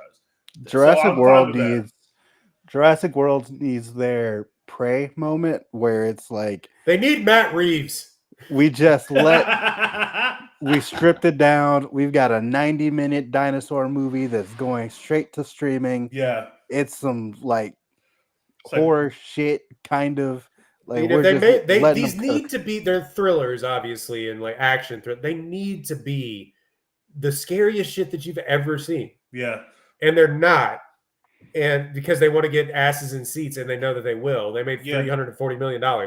But they're supposed to be fun times at the movie theater with your kids, but they need to make something legitimately scary to where people will be scared about bringing their kids there. That's where they need to go. You know what? You can actually just make Prey with Amber Midthunder and all. But they're dinosaurs instead of predators. she has to fight a velociraptor. Hey, call Amber Midthunder. We love her. Her against a velociraptor. Dan Trachtenberg, I got a script for you, buddy. Like, come on down. Brandon, how are you saying I sound like a hater when you literally tweeted earlier in the space the thing that Jurassic Park needs to go extinct? I thought you were on my side. I thought this hate was justified, bro. I also thought he was on your side. Yeah, this is crazy. The way you traded on me is crazy. But Jurassic World Dominion was the worst. Yeah, that is true. I mean, I will agree. I will agree that Jurassic World Dominion was the worst. But if I have to pick one scene from either of these two movies, I'm easily picking that ice scene. That shit was cool. I was very into picking the raft. That ice thing was fucking cool. I was locked in for the raft. I will give Gareth some credit for the raft thing because when she put the raft up and then put it back down and the T-Rex had camouflage, he could disappear. I thought that was kind of cool. I will give him credit for that. I'm saying Gareth Edwards has some sauce. It just, needs somebody to direct. Very bad movies. He's directed 3 of them now? No, this is his first. He was. He did The Creator. He did The Creator. He did. Rogue this is One. The Creator guy. I'd much rather watch The Creator, even though the plot of that movie kind of stinks too. I mean, he did Rogue One, which is an awesome movie. Rogue One fucks. Rogue One is literally even better now because of. Talk about synergistic IP. Andor is fucking awesome. But this has a lot in common. I mean, this has way more, set pieces and stuff going on than his Godzilla movie. But it has a lot in common with the Godzilla movie too, that he made, where you're just kind of like, people don't talk like real people. There's some awesome set pieces. The main characters have the biggest plot armor that they could have ever had, except for I think Bryan Cranston dies in that movie though. Yeah, one of them does. But it just kind of feels like that. I mean, and he had a movie called Monsters from 2010, which got him the Godzilla job, which in turn got him the Rogue One job. But you watch Rogue One and you're just, there's no way that this guy doesn't have the sauce. You know what I keep saying that. Like, there's no way. He just needs somebody to write him a good script. That's all I'll say about it. Tony Gilroy. Write him another script, man. Tony Gilroy and write the next Jurassic Park movie. I'm back in. Tony Gilroy, please write a Jurassic Park movie. Let Gareth direct it. We can have some fun. We can have some fun. I'll be back in the movie theater for that. Jurassic Honestly, Park, bro, but fascism. they're just gonna keep cutting checks to like hot actresses that I love, and I'm just gonna be right back, bro. Like Sydney Sweeney's gonna be in this like franchise at some point. You put Sydney Sweeney into this franchise. I'm also back. I'm in. Adriana Arjona is just gonna be in this movie next. Yeah, it's gonna be like we're just gonna get every attractive person that's ever lived. Let's do that. Let's just have a band of women and no men go out there together, and everybody's the hottest possible person, and they go out there, and I'm just like, yeah, let's see what happens out there. Let's go. I'm into that. Isn't that what was that movie that you can't say Jurassic Park 3 was the best, Chris? No, Jurassic Park. People would shit a brick if they were just like they Ghostbustered this thing. Chris just said that Jurassic Park 3 was the best. Have you ever heard of a film? It's called Jurassic Park. It's perfect. The original one from it's literally 1993. the most perfect film to ever exist. If you're saying it's the best sequel, I think that's fine. I said an all woman team of Jurassic Park. That's just Annihilation from Alex Garland. Oh, yeah, I guess that is literally Annihilation. I mean, but people like Annihilation. That's which fucking rules. That shit rules. No, I just think. What if Alex Garland is bad? Actually, have we explored that? 28 weeks later rocks. I like Warfare. Did we talk about 28 weeks later on this? 28 years. I still haven't. 28 years later. The 28 years later trailer is so fucking phenomenal that I forgot that I really don't like this franchise that much. I like the first two movies, but I don't love them. I don't love them at all. I watched the first one for the first time right before seeing 28 years. Meh. 28 years rocks. I don't know. Is 28 years good? I still haven't seen it, but I need to. Meh. Brandon said that Anya Taylor-Joy should be the pterodactyl whisperer. I'm in. I'm in. Sold. I don't have much more to talk about this film. I mean, it's going to make $600 million. I said in the group chat, and I don't even know how wide it is overseas. These things do numbers overseas. The last one we said, Stinky Doo-Doo Fart, $1 billion movie. Yeah. Insane, man. Oh, we should mention that technically Scarlett Johansson is the highest grossing movie star ever now because of this movie. The fact that this is the movie that put her over the threshold is pretty hilarious to me. Yeah, it's crazy. Because she did this for a check. She kind of told Disney to like suck her dick a little bit because like which like good. We love that. Swag her up. You know, because she sued them, they paid her money to kind of go away, and then she comes out and it's gonna have one of the highest grossing movies of all time. People keep trying to play her, man. Like the AI people tried to play her, Disney tried to play her. She's not going, bruh. Like she is not to be played with. Yeah, she could play an Asian, and nobody really gets that mad. I think people were actually mad about that, but you know, they were fucking pissed. They were, but she skated. Like she skated. She was like, "Oh my bad, I didn't know I couldn't do that." Literally, my fault, OG, and that was it. Yeah, different time. My bad. Yeah. So, yeah, go see it or don't. Wait till Superman and Fantastic Four come out, which we're definitely going to talk about. So, what are we watching? We're watching fucking Superman. We're watching fucking Superman. Like we are back. We are fucking back. It's time to put some respect on James Gunn's name. You know we're back because they got people talking about it on Fox News. Yeah, that's We've never been more back. By the way, They alienated half of their audience. I'm like, I don't know. I think people are going to go see Superman. Yeah, if you get offended by like the politics of this movie, you're just a bitch, honestly. Like, there's no other way around it. Like, because like the whole immigrant thing. You don't like anything. You don't like anything. If you are offended by the politics of the movie, you are a bitch. There's no other like way to slice that up. We'll get more into this on the podcast episode we do about this. But Dex said that the villain of this movie is Elon Musk, which is true, but also the villain of this movie is Benjamin Netanyahu. And the funniest thing about the backlash for this movie is that they're actually the issue that they shouldn't be mad about because it's literally in the source material. They're actually spending more time on that than the issue they could probably be mad about, which is like if you're a Zionist, you probably wouldn't love this film. The only group of people that could be like, oh, this film, we should boycott that. It should be Zionists. Zionists should boycott this film because it's not a great look on you guys. I don't know why the fucking random Donald Trump fans are mad. They just want something to be mad about. Superman has been. They don't make Superman for me. The ICE agent. I'm not the bad guy. Stephen Miller quite literally said, I don't want to see this movie anymore because James Gunn made Superman an immigrant. He said those words. Let me tell you something. I don't think you can immigrate from further away than another universe. What the fuck kind of country do we live in where someone can go say that in public and not be shamed for it? He literally said that. You have to have the ability to feel. You have to have the ability to feel shame. Teach. Someone else said he's not an immigrant; he's an orphan. Those two things are not mutually exclusive. You can be both, actually. I saw people legitimately trying to argue, like, "Oh, well, if both of your parents are dead and you just like land in a field, then like you're not an immigrant. That's not immigrant. What?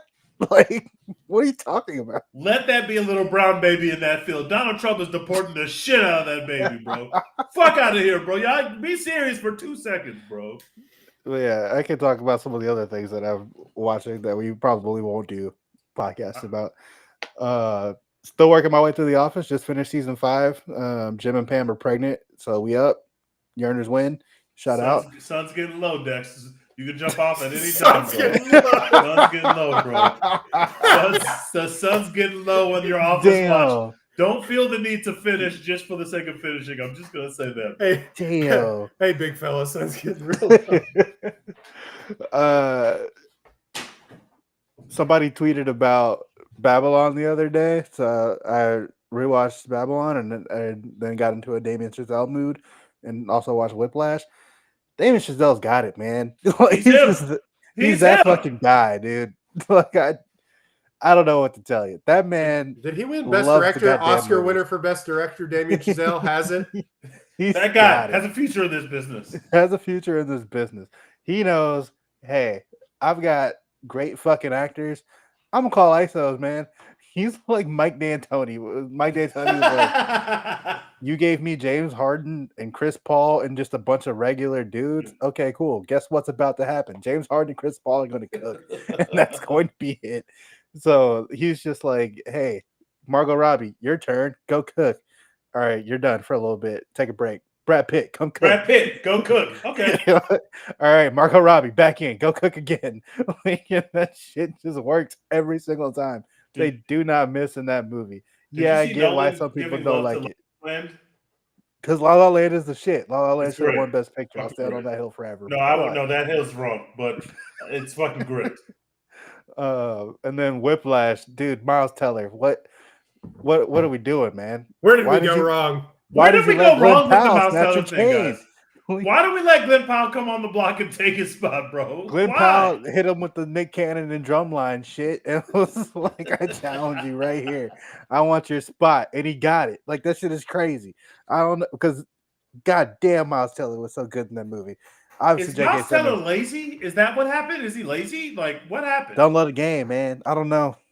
He had some stuff in his past, especially like around like the Fantastic Four reboot movie that they tried to make, where I think he may have been a little bit difficult to work with, but I think he since had gotten over that and kind of grew up a little bit. But no, he just kind of picked bad projects or projects that weren't widely seen, but people continue to like think he's only like 35 years old.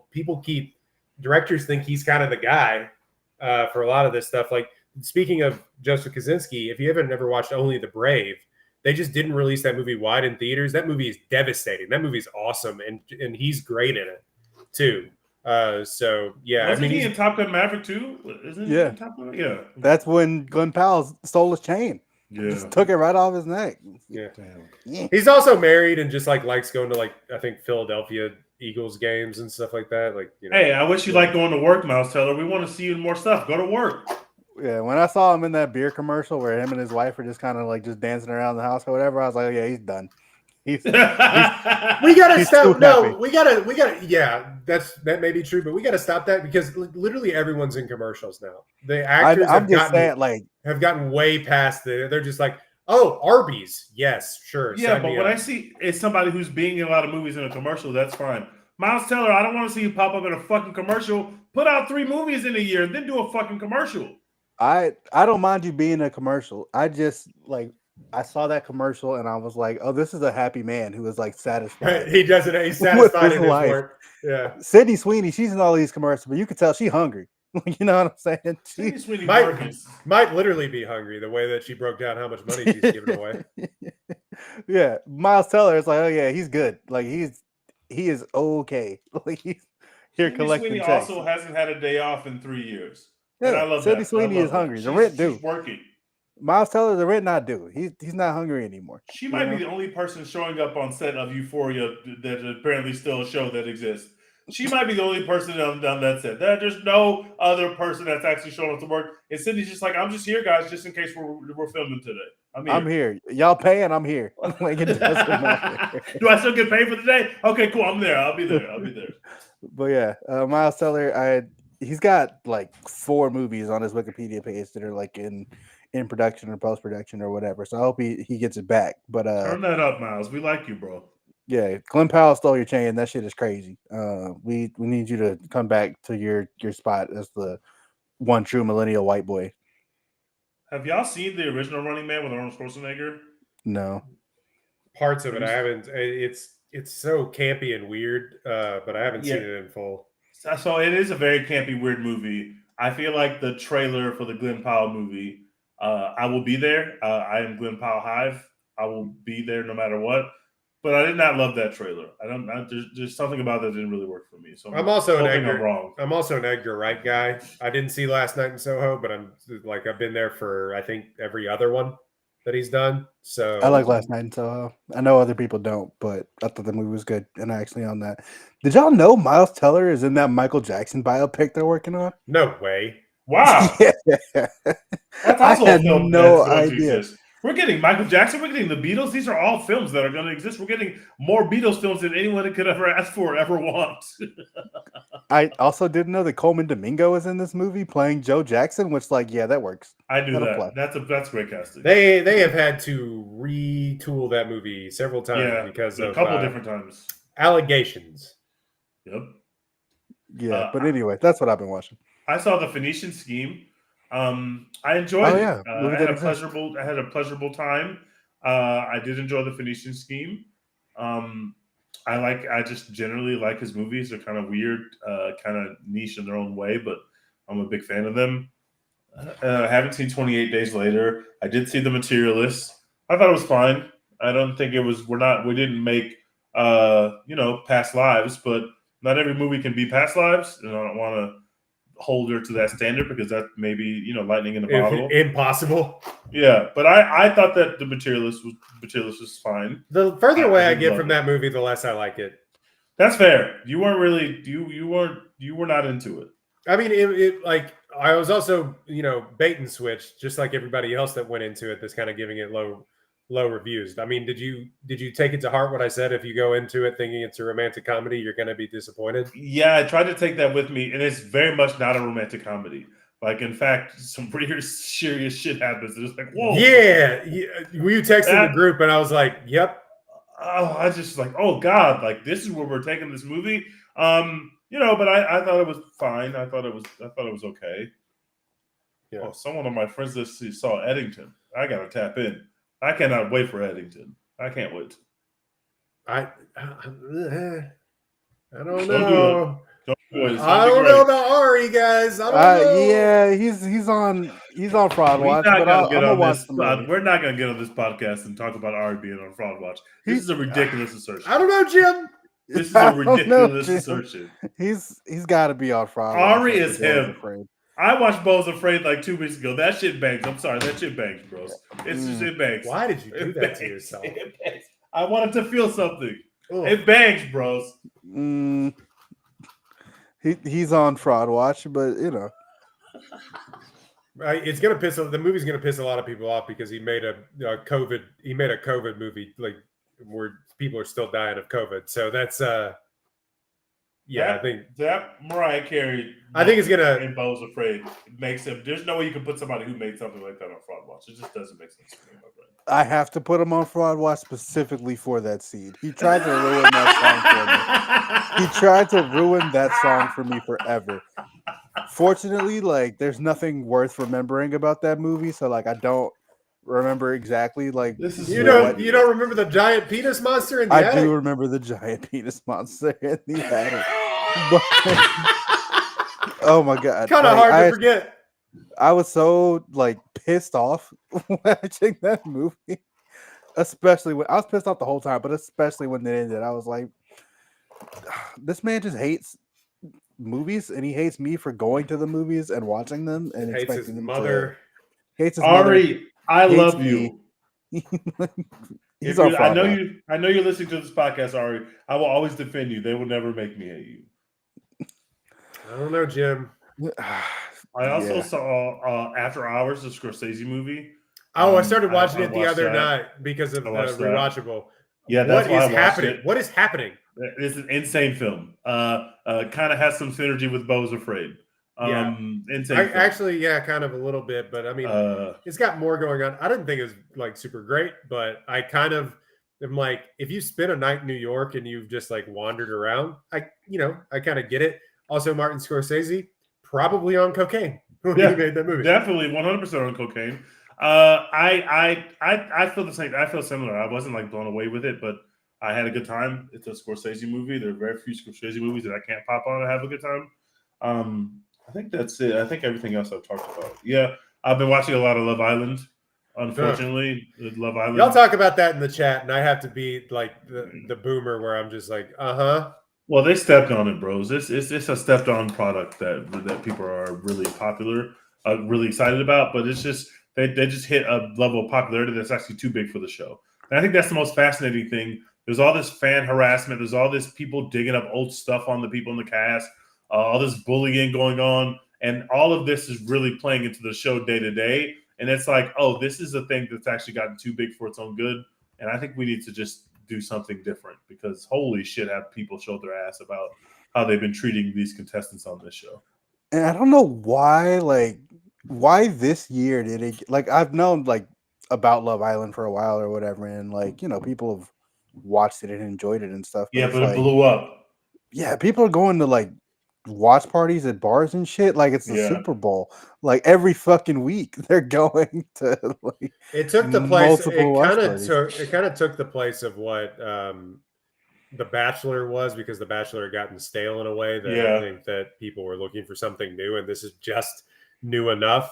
I think so. I think it's a lot of the same with the Love Is Blind as well. And I think the last season of Love Island was so incredibly well received by the people that are already watching the show that I think that there's just like a perfect timing thing where everybody came into the beginning of the show and there was so much drama in the beginning of the show that people got hooked on it.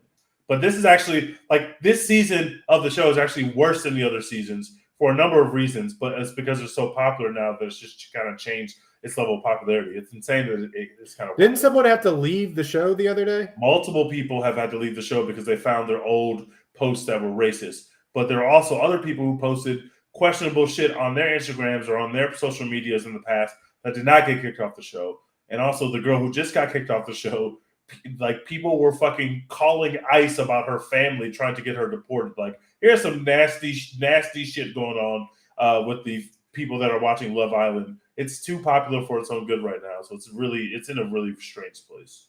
Yeah, all those like shows and movies about like the Hunger Games or Squid Games, where it's like people are watching shit in real time and like Yeah, voting to kill. Yeah, that shit.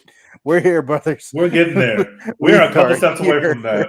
It is because this show airs literally every day, which is the ridiculous. It's like 50 episodes a season when it should be 15 episodes a season, but capitalism. So it's like every day, but it's like the everyday nature of it actually makes it awful because people are quite literally watching and reacting in real time, and the people on the show do not have access to social media. Like they are not seeing the ebbs and flows, but America's just voting on who should die, who should get kicked off, and it's just it's in a very toxic place. It's in a toxic place. The Running Man is a documentary, is what I'm Yeah, saying. basically. But Glenn Powell's in it, so I'll be there.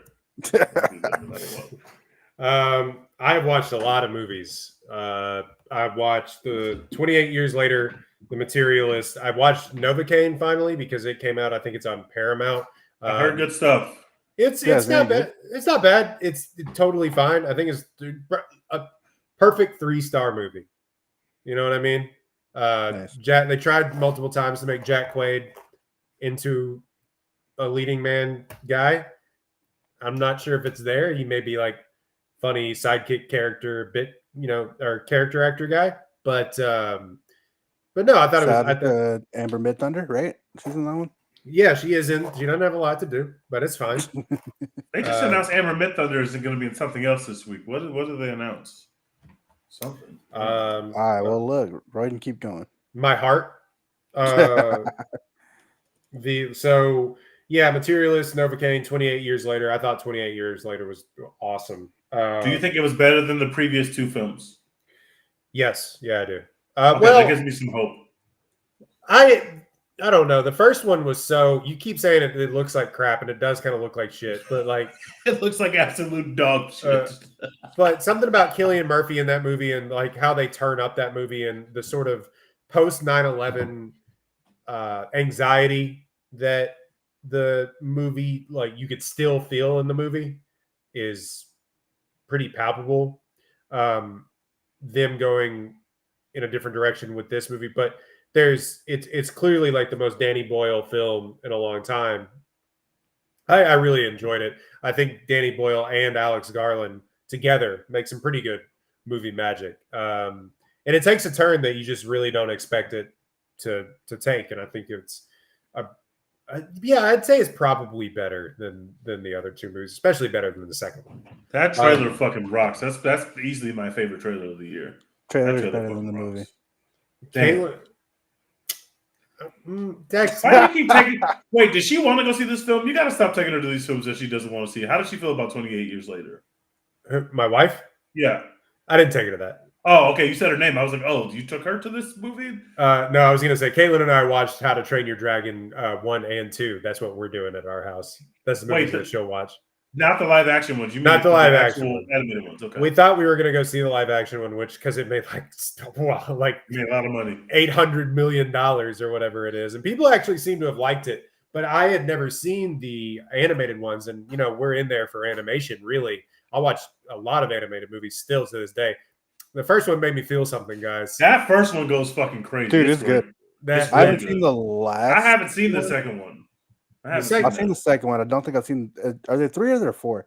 3 mainline films, I think. Okay, yeah, I haven't seen the third one, but the first 2, real cinema. And then I watched Marathon Man because of the rewatchables. Interesting relic of the 1970s. And yeah, Live Free or Die Hard, baby. Hell yeah, brother. Still, the movie holds up. Justin Long, yeah. Good job. The movie, I watched that fully on cable with like 18-minute commercial breaks, and I just was like, I gotta see him, jump onto an airplane. I gotta see it. So did I talk about watching Terminator on this podcast? By the way, I don't remember. Had you never seen Terminator? I had seen it before, but I was like young. You're talking about the original, or you're talking about T2? The original. Okay, got it. Yeah. No, I watched. Talked about that. I watched the original the other day. Like, we just had it on at the Apollo office, me and Garrett, and I was like, Yeah, it's okay. Compared to T2, that shit is mid. I'm sorry. You got to look at it as like two separate movies. honestly. The first one's kind of like a horror slasher movie. Yeah, it's like a different genre. It's not. Yeah. It's not an action movie, and it doesn't slap. And then in T2 they play Bad to the Bone, and all of a sudden Arnold shows up and starts being fucking cool as shit On a That's a great motorcycle with a shotgun. You're like, hell yeah, come oh on. yeah. Hell yeah, brother, turn that shit up. I need to Thank you, watch the James second Cameron. one again now that I've watched the first one again for the first time in years. You'll like But it yeah, even I watched more. the first one. I was like, T2, god tier, coolest movie you've ever seen at the time that you saw it. I will never forget the first time that I saw that film. I was a kid and I was like, this is cinema. This is what movies are. This is fucking James Cameron talking cash shit on Christopher Nolan though too. Have we talked about that? we haven't. What did he say? He's like, I'm built different. I would have shown the atomic bomb explosion. Or yeah, like Aftermath of the atomic bomb he called explosion. out Nolan. He literally showed that in Terminator being 2. It's cowardly in there. or whatever about Oppenheimer and not showing the effect on the people of Japan or whatever. Again, didn't have to see Hey, man, that. it's not what the movie's about. Like, Yeah, That's you know? literally not what the movie's about. We had this conversation 2 years ago, but I'm just like, Yeah. We already did this. James Cameron tried to Chad too much, and he just got it in his own way. Like he literally was like, I'm built different. James Cameron, hey man, we appreciate you for your films. I could take or leave whatever Avatar shit slot that you continue to put out. When you see the atomic fallout in Terminator 2, that's one of the scariest things I've ever seen in a movie. Look, he's made It is incredible fucking films. horrifying. You know what James Cameron has also done? Made only 12 movies since 1976. Yeah, that's a really good point too. Shut up! Make another movie. He's gonna end his career making like 6 Avatar movies. Yeah. Like, Make another He movie, hasn't James. made a good movie since 1997. That's what I said. That's facts. He hasn't made a good movie. So please in let Nolan cook and let Nolan 30 do his years. thing, bro. Let You're Nolan worried about cook. what Chrissy Nolan is doing over here? You're worried about Christopher? Yeah, you got some fucking nerves, James Cameron. James, come on, brother. Lock in. Like, go deep sea dive or whatever and leave us alone. But don't talk shit on Christopher. Like, the Odyssey is coming soon. we sound like 100% film IMAX, bros brother. defending Christopher Nolan now. I completely understand that, but it's like, James, we don't have to step off into this. What are we doing? Make a good movie. Every second of the Odyssey is going to be an IMAX. You could learn a fucking lesson, James Cameron. Talk about a film that has no cultural relevance. Avatar, and they keep making billions of dollars. You know, maybe that's the problem. Is that James Cameron thought that he was going to, come back and make just a shit ton of money and win awards and shit for Avatar 2, and everyone was going to suck his dick. But everyone was like, no, actually, we want Oppenheimer. Oppenheimer. We want what Christopher Nolan over here doing. The game's passed you by, old man. You're done. I just found that. I mean, he did it because he's talking about making a movie about the atomic aftermath of Japan, which, I mean, thousands of movies have been made about that, including animated films it's like the entire canon of Miyazaki, really, if you look at it. But I just think that the idea that, I don't know, that headline pissed me. I got real mad online in the group chat about that. I'm laughing because I just remembered that Avatar 2, the movie where James Cameron is trying to like save the world and talk about climate change and building aliens and shit, and making Sigourney Weaver a child alien for whatever reason. He put all of that work into that movie, and he lost to Everything Everywhere All at Once, where Michelle Yeoh beats people with a dildo. Oh, and in the first movie that like shattered box office records and reinvented film technology, and everybody was celebrating, he lost to his ex-wife for The Hurt Locker, a movie she made for 10 cents. That's why he's bitter. So whatever, James. You made some classic cinema that will withstand the test of time, and you could literally wipe your ass with the money that I make. Yeah, you made Titanic, bro. There's no reason for you to ever feel a way about anything. I would have phoned it in after making Titanic as well. Yeah, but I'd have been full of George R. R. Martin. You would have never heard from me again. Yeah. Anyway, so that's been what. And I watched most of Mobland. I'm nearly done with it on I Paramount. just started it. It's not bad. It's Tom Hardy whisper talking his way through another role, but he's intimidating. So yeah. Anyway, that has been what we're watching. By the way, if the podcast starts to sound a little different, especially with intros and outros, if we just come up and start the podcast, unless I can find some license-free music, they've been taking the catalog down. I've been getting emails because I've been may or may not have been stealing music for a while. So all the The songs, liberal media is trying to liberal silence media us. sign. So you can still, I think, listen to all of our podcasts in like the back catalog on Apple, but I'm getting emails from Spotify that they are taking our shit down. It's Universal on Overcast. It's just those Swedish people that are doing this. Yeah, so it's on wherever you get your podcasting platforms. We still have the back catalog, so if you really wanted to listen to it on Spotify, you're like, hey, where did our favorite episode about Ray or 21 Jump Street go? Let me know, and I'll try to re-edit those and get those back online without the music in them. But yeah, anyway, Dex. Oh, first of all, like, download, rate, review, subscribe. Please do that. We are putting out episodes a little bit more regularly. I think I got my schedule down to where we can kind of get this going. Brandon says he blames Tej for our podcast getting taken down. That's probably accurate. Yeah, so like, download, rate, review, subscribe. We really appreciate that. Dex, what are we doing as always? Hashtag support Florence Pugh, gang gang. We will continue to do that until she is in a new Jurassic World movie.